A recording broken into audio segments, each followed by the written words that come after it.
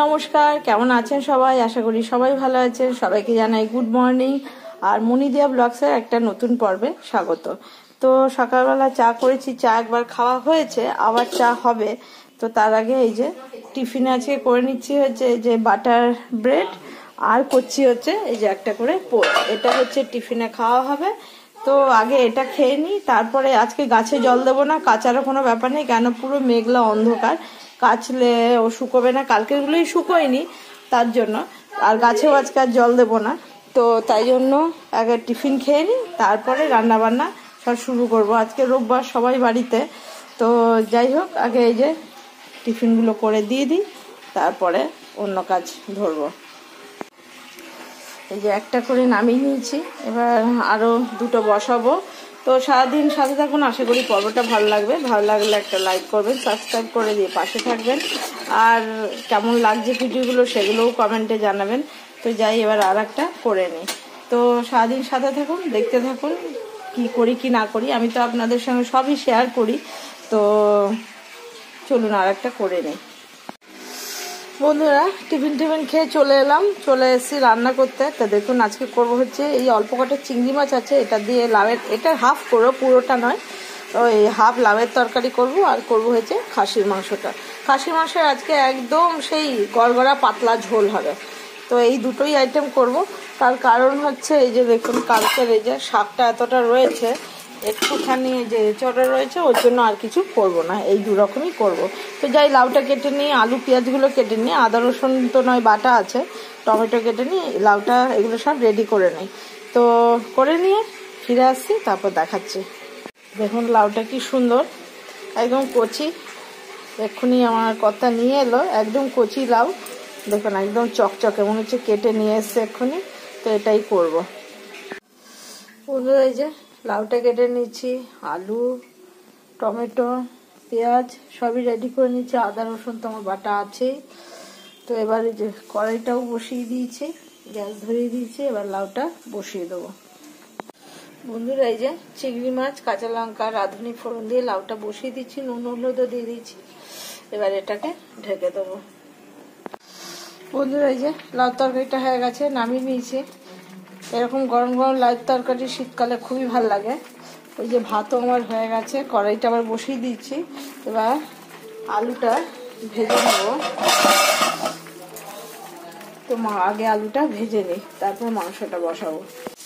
বন্ধুরা, এই যে দেখুন লাল করে আলুটা ভেজে নিয়েছি, এবার মাংসটাকে কষিয়ে নেব।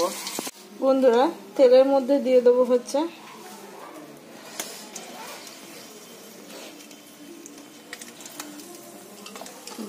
একটু জিরে, অল্পই,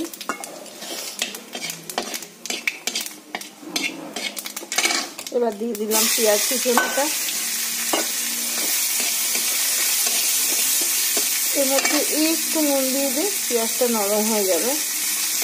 নিয়ে পেঁয়াজটা একটু ভালো করে ভেজে নেব। বন্ধুরা, এই যে পেঁয়াজটা ভাজা হয়ে গেছে, দিয়ে দেবো হচ্ছে এই একবেলার মতো মাংস করবো, অল্প তাই রসুন দেবো, বেশি দেবো না, আর অল্পই দিয়ে দেবো আদা বাটা, একটু বেশি দেবো না। কেননা আজকে একবেলার জন্য, এবেলার জন্যই করবো, বিকেলের জন্য বাইরের খাবার বা অন্য কিছু করা হবে, তো ওই জন্য একবেলার জন্যই করছি। কেননা দুবেলা কেউ খেতে চাইবে না, তাই। এবার দিয়ে দেবো এর মধ্যে একটু ধনে জিরে মেশানো গুঁড়ো,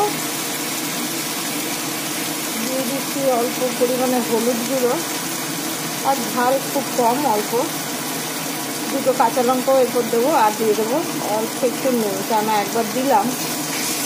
এবার একটু মশলাটা ভালো করে কষিয়ে নেবো। টমেটোটা এখন দিচ্ছি না, টমেটোটা যখন গরম জলটা দেবো ঝোলের জন্য, সেই সময় ওপর থেকে দিয়ে দেবো, তাহলে গোটা গোটাই থাকবে।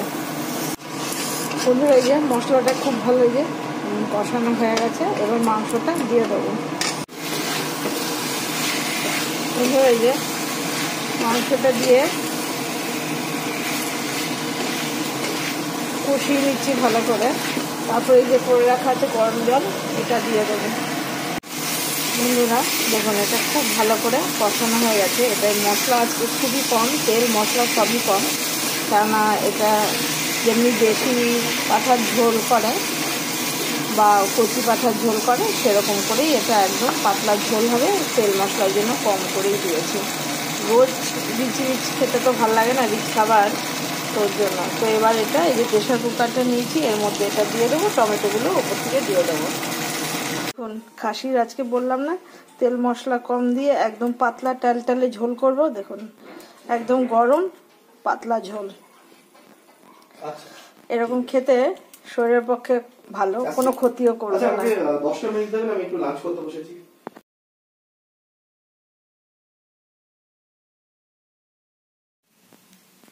বন্ধুরা আজকে একটা একদম নতুন ইউনিক রেসিপি, এটা সবার জন্য ভালো, সুস্থ অসুস্থ সমস্ত মানুষের জন্য খুবই উপকারী একটা খাবার। চলুন আপনাদেরকে দেখাই। তো শীতকালে এই আইটেমগুলো সবই ঘরে থাকে, কোনোটাই যে হঠাৎ করে আনতে হবে সেরকম কোনো ব্যাপার নেই। তো দেখুন এই যে নিয়ে নিয়েছি একটা এই যে বড় সাইজের গাজর, নিয়ে নিয়েছি এক টুকরো ফুলকপি, একটা আলু, মটরশুঁটি, একটা টমেটো, এটা বিনস, একটা ডিম। এগুলো দিয়ে একটা নতুন রেসিপি সন্ধ্যের টিফিনের জন্যই, কিন্তু খুবই পুষ্টিকর। এটা পেশেন্টকে আপনি দিনের বেলা দুপুরেও করে দিতে পারেন। আর এটা দারুণ উপকারী, মানে কতটা উপকারী আপনারা নিজেরা না করলে বুঝবেন না, কিন্তু দেখে বুঝতে পারছেন এর মধ্যে অপকারী কিছুই নেই। তো চলুন এটা দিয়ে একটা নতুন আইটেম বানিয়ে আপনাদের সঙ্গে শেয়ার করি। তো আগে এগুলো সব কেটে নিই, তো তারপরে বলছি।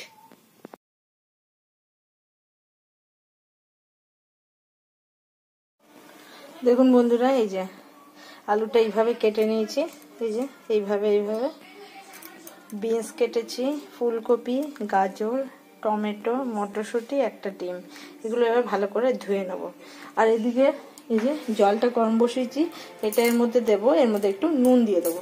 তো আগে এই সবজিগুলোকে ধুয়ে নিই, তারপরে দেখাচ্ছি যে কি করব। এই যে সবজিগুলো সব ভালো করে এই যে ধুয়ে নিয়েছি। এবার এই যে জলটা গরম বসিয়ে দিয়েছি, তার মানে ঠান্ডা জলে দিলে সেদ্ধ হতেও টাইম লাগবে, আর সেই আবার শুকিয়ে যেতে পারে সবজিগুলো। তো দিয়ে দিলাম এই যে এর মধ্যে নুন, অল্প করে নুন দিয়ে দিলাম, গ্যাসটা বাড়িয়ে দিলাম।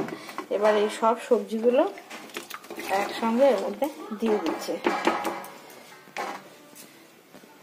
আর দিয়ে দেবো হচ্ছে এই যে ডিমটা, এগুলো একটু নাড়িয়ে নিই আগে।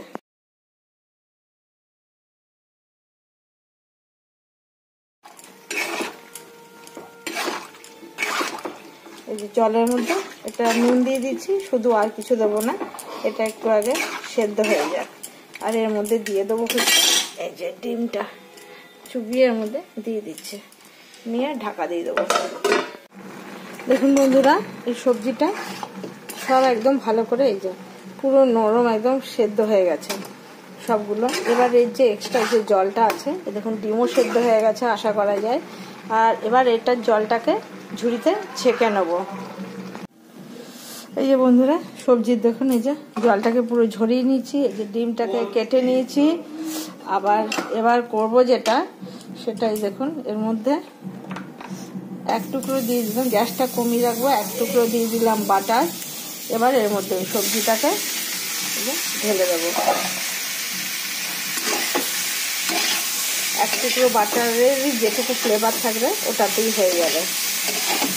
আর একটু দিয়ে দেবো নুন, আর একটু দিয়ে দিচ্ছে যে এটা খুবই পুষ্টিকর একদম স্বাস্থ্যকর খাবার।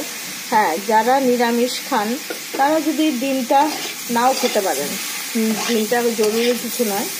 তো আর যদি পেশেন্ট ডাক্তার বলে থাকে যে ডিম সেদ্ধ খাওয়া যাবে, সেক্ষেত্রে ডিমটা দিতে পারেন। তো ডিমটা এর উপরে আলাদা দিয়ে দেবো, আর কিছু এর মধ্যে দেওয়ার নেই।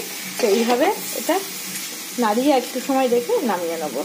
এই যে বন্ধুরা দেখুন এর মধ্যে গোলমরিচ গুঁড়ো আর বাটার দিয়ে এই যে হয়ে গেছে। গ্যাস বন্ধ করে দিচ্ছি। এবার প্লেট নিয়ে নিচ্ছি, প্লেট সার্ভ করে দেবো। দেখুন বন্ধুরা একদম গরম গরম এই যে দিয়ে দিয়েছি।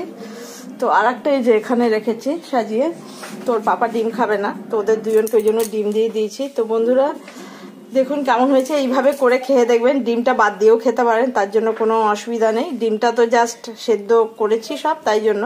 আর দেখুন এর মধ্যে কোনো তেল মশলা কিছু নেই, একটু গোলমরিচ আর এই একটা কিউব শুধু বাটার। তো বাড়িতে পেশেন্ট থাকলে বা সুস্থ মানুষরা এই শীতকালের দিনে গরম গরম এমনি খেয়ে রাত্রেবেলাও খেতে পারেন, পেট ভরে যাবে। তো যাই হোক, আজকের মতন ভিডিওটা শেষ করব এখানেই। আর সবাই সুস্থ থাকবেন, ভালো থাকবেন, সাবধানে থাকবেন। আর সারাদিন আমার পাশে থাকার জন্য সবাইকে অসংখ্য ধন্যবাদ। ভালো লাগলে একটা লাইক করবেন, সাবস্ক্রাইব করে দিয়ে পাশে থাকবেন। তো সবাইকে গুড নাইট। আজকের মতন এখানেই শেষ করলাম। দেখা হবে আবার নতুন পর্বে।